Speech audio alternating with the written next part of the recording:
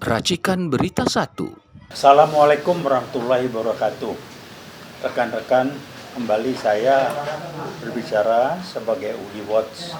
Kali ini saya akan sampaikan opini, tanggapan, pendapat dalam kaitan dengan penempatan posisi jabatan menteri atau wakil menteri di kabinet yang akan dipimpin oleh Pak Prabowo selaku presiden yang akan dilantik kalau nggak salah tanggal 30. Apa yang akan saya sampaikan sebagai masukan pemikiran sebagai praktisi dari disiplin ilmu dan pengalaman dalam memilih dan menempatkan orang.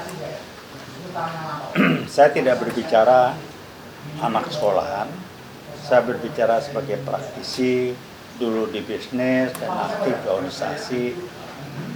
Saya mulai dengan sampaikan bagaimana alur pikir dan konsep berpikir. Yang pertama, bagaimana apa dasar penempatan orang dalam suatu organisasi adalah karena apa yang akan dicapai oleh satu organisasi tidak mungkin dikerjakan oleh hanya satu orang. Karenanya organisasi butuh beberapa orang, relatif jumlahnya, tetapi sesuai dengan kebutuhan. Jadi tidak betul kalau ada pendapat yang mengatakan ini, yang ngomong nih orang-orang yang nggak ngerti lah, the man on the street asal ngebacot aja. Yang mengatakan kalau politik itu fleksibel, politik itu harus ini. Jadi istilahnya apa? Kalau bicara politik tidak ada tidak ada aturan yang mengikat. Itu orang yang nggak pernah belajar, nggak ngerti, tapi dia ngerasa dia ngerti ngomongnya. Maaf aja, saya ngomong to the point aja. Apapun termasuk organisasi politik, karena tanggung jawabnya lebih berat. Tanggung jawab atau amanahnya itu terhadap masyarakat dan bangsa serta negara. Kalau ini menyangkut di pemerintahan. Tapi tuntutan dasarnya sama. Orang yang ditempatkan itu harus memenuhi minimal persyaratan bahwa dia punya kualitas manusia yang bagus. Artinya orang yang tidak akan menyalahgunakan amanat yang diberikan kepadanya. Artinya dia akan menjalankan tugas tanggung jawab atau amanatnya sebagaimana seharusnya, dengan lebih menitik beratkan kepada tanggung jawabnya ketimbang kepada hak dan otoritanya. Di kita enggak, yang dilihat lebih banyak, waduh kalau gue jadi menteri hak ini dapat nih, tapi tanggung jawabnya dilupain. Nah karenanya yang pertama kali adalah siapapun orang yang diangkat, yang mengangkat harus tahu persis siapa yang diangkat itu. Tahu persis apa? Dua hal. Yang pertama kualitas dia sebagai manusia, dia maling nggak? Track record dari kejujurannya ada nggak? Sebab terkait dengan kejujuran atau semua aspek yang hubungannya dengan kecerdasan spiritual, kejujuran, prinsip, atau nilai-nilai hidup bisa diandalkan segala macam, itu nggak ada sekolahnya dan itu bisa dari track recordnya. Jadi kalau itu sudah dilanggar, ini akan jadi bom waktu. Yang pertama, yang kedua adalah ini jadi beban. Jadi kalau ada orang kalau yang diangkat nggak bener, yang salah siapa? Yang salah yang diangkat, tapi yang mengangkat yang bertanggung jawab. Tolong bedain yang salah dan yang bertanggung jawab. Jadi kalau dia diangkat tapi dia nggak benar, dia salah karena dia tidak memenuhi komitmen, janji, amanah yang ditugaskan kepadanya. Sampai tanggung jawab yang ngangkat. Kok ngangkat orang lu nggak cek benar-benar. Jadi kualitas manusianya, quality of life dari orang dicek. Kedua, kompetensinya atau kemampuan untuk dia melaksanakan amanah, tugas, tanggung jawab yang diembannya. Ini dua hal ini. Jadi kalau kita nggak bisa memahami atau tidak mengerti persis dua hal ini, udah nggak benar. Apalagi kalau politik tuh harus menanggung, enggak ada, saya bilang. Boleh aspirasi dari partai silakan, tapi pilihlah orang yang memenuhi dua syarat. Jadi bukan cuman kalau politik apa aja ditambah segala macam. Berapa jumlah orang yang diangkat untuk kebutuhan satu organisasi atau kabinet? Ya tergantung kebutuhan, bukan kebutuhan politik atau nampung orang, bukan. Tujuannya bukan nampung partai politik, bukan. Partai politik yang benar, dia akan mengirimkan calon-calon orang-orang yang memang memenuhi dua syarat. Orang yang bisa diandalkan, amanah dan kualitas manusianya, kedua kompeten. Jadi ini yang dipegang. Saya nggak tahu, dapat kabar dari medsos ya sumbernya, Surya Paloh dari Nasdem tidak bersedia Nasdem menempatkan orang di kabinetnya Prabowo. Saya nggak tahu kenapa, tapi ada di medsos, wah itu karena keberatan karena ditempatkan di posisi yang tidak strategis. Saya nggak tahu. Strategis tidak strategis tergantung dari mana kita melihatnya. Tapi yang jelas adalah seseorang kalau diberikan amanah dalam suatu organisasi, apalagi yang ngatur tanggung jawab terhadap bangsa dan negara, itu nggak main-main. Kembali saya ingatkan, kalau dia nggak benar, yang salah dia. Tapi yang bertanggung jawab orang yang angkat dia.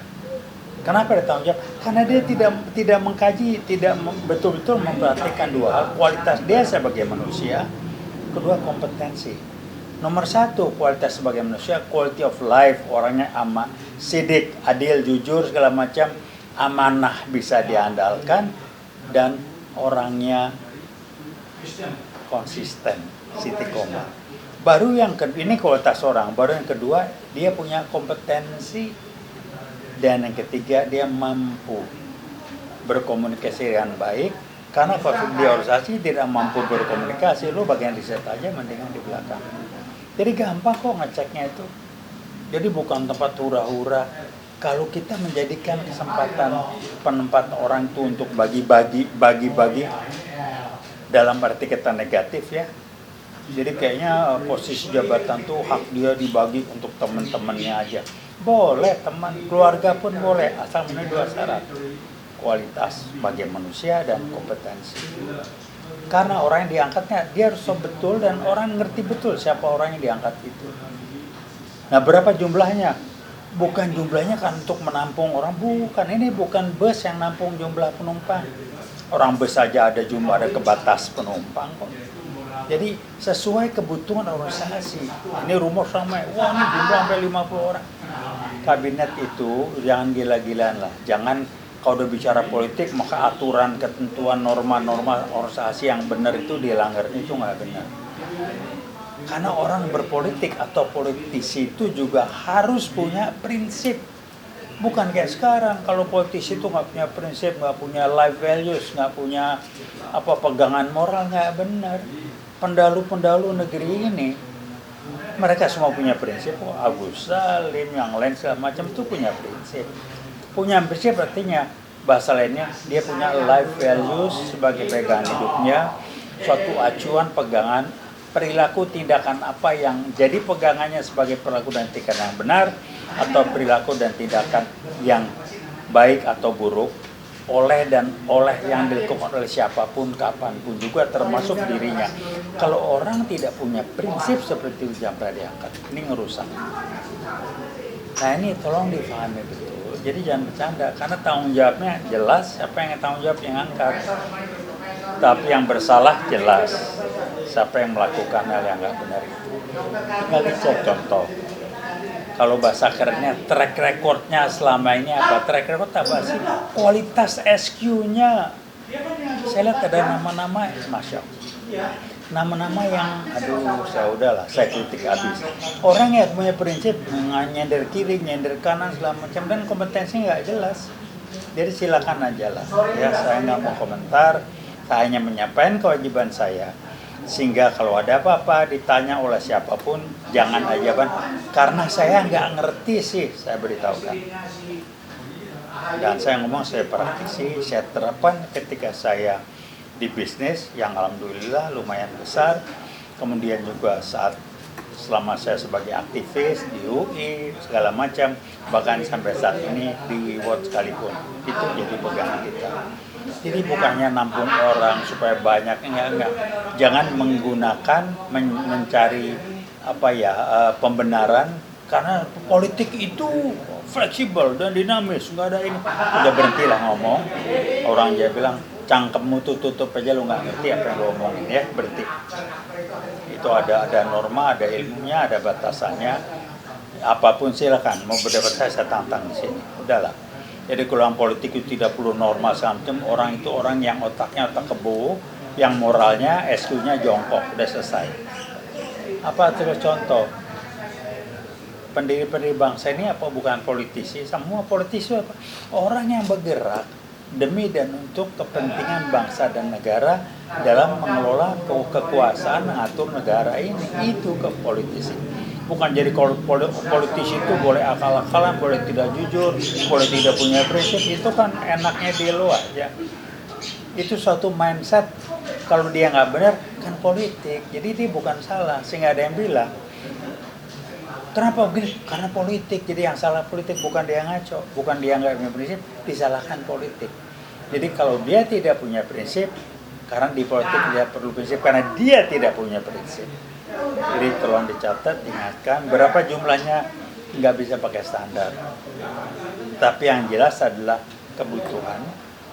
Pertanyaan misalkan setiap menteri, apalagi wamen yang dia kan ada biaya yang dibayar oleh negara. Tolong dipahami, fasilitas setiap menteri atau wamen yang diangkat kan ada dasarnya, ya kan dibayar negara semua. Makin banyak orang yang dibayar negara, makin mahal ongkos yang dibayar, ongkos yang real berupa rupiah. Dan juga nggak bagus itu. Jadi tolong dipahami betul, prinsip-prinsip itu tolong dipegang. Saya bukan ngajarin, saya mengingatkan dan memberitahu. Ini rule of the game-nya, tolong dipahami. Jadi jangan ngarang-ngarang aja lah ya. Setiap disiplin ilmu, setiap itu ada norma-normanya. Nah orang yang nggak memahami jangan ngomong. Saya memahami, saya belajar ini, saya kembang ini, saya kerjakan ini. Ya kalau bukan bidang yang saya geluti, saya tidak akan bicara banyak. Tapi bicara ini, saya bicara banyak, saya ngerjakan, saya mengembangkan. Kembali saya ulangi, angkatlah orang yang kualitas dia sebagai manusianya bisa diandalkan, artinya orang yang punya prinsip hidup yang jelas, atau bahasa bukunya orang yang punya SQ yang tinggi. Kedua, dia punya kompetensi, punya kemampuan untuk melaksanakan tugas dan tanggung jawab dilaksanakan. Jadi kalau istilah pakai lima syarat yang saya biasa pakai, ini syarat dari yang dipakai oleh Rasulullah. Orang yang memegang posisi jabatan di umum itu dimanapun juga, orang yang harus punya, orang yang sidik, adil ini segala macam. Ini urusan SQ. Dua, amanah. Amanah tanggung jawab bisa diandalkan melaksanakan tugas dan dia tidak melanggar janjinya. Ini SQ, sidik, amanah. Kemudian istiqomah, konsisten. Baru yang basisnya IQ, dia fatona, berilmu, dan dia komunikatif. Nah 5 hal ini aja dipegang, pilih orang itu segala macam. Jadi kalau sekarang nih melihat ada nama-nama yang saya meragukan, saya nggak sebut namanya ya. Jadi saya nggak ngomong, wah dia dulu dipakai Jokowi. Saya tidak melihat dipakai atau tidak dipakai. Tapi dia kualitasnya saat dulu itu seperti apa, kualitas manusia, quality of life sebuah manusia kayak apa, kompetensinya kayak apa. Itu aja dilihat, saya nggak mau sebut nama, ada di benak saya. Pertanyaan besar. Lihat aja kinerjanya waktu itu gimana segala macam. Dan ini akan jadi pelajaran buat bangsa ini karena niat baik itu amat sangat penting, tapi tidak cukup. Niat baik kalau tidak dibarengi dengan kemampuan kita mencari jawaban untuk operasionalisasi dari niat baik itu juga jadi nol besar itu. Tapi kemampuan untuk mengoperasionalkan tanpa didasari niat baik lebih berbahaya lagi. Mungkin itu yang bisa saya sampaikan. Terima kasih. Kalau ada yang nggak sepakat silakan. Kapan mau diskusi terbuka saya laden. Jadi ini yang kami dari Iwot bisa sampaikan. Saya kenal baik Pak Prabowo, mestinya beliau bukan orang yang melanggar janji ya, clean, dan insya Allah mudah-mudahan beliau tidak berubah. Yang akan digasak pertama kali saya mendua keras adalah korupsi. Beliau sangat tidak suka korupsi. Kedua, dia bukan hanya ngomong, dia lakukan dalam hidup dia, dan nilai utama yang jadi pegangan dia akan mengabdi buat bangsa dan negara dengan tulus, ikhlas, dan sebaik mungkin yang dia bisa lakukan. Itu aja yang sampaikan, mudah-mudahan ini jadi pegangan kita bersama. Kalau ada yang mau diskusi, ada yang nggak sepakat, kita bicarakan, saya siap. Terima kasih.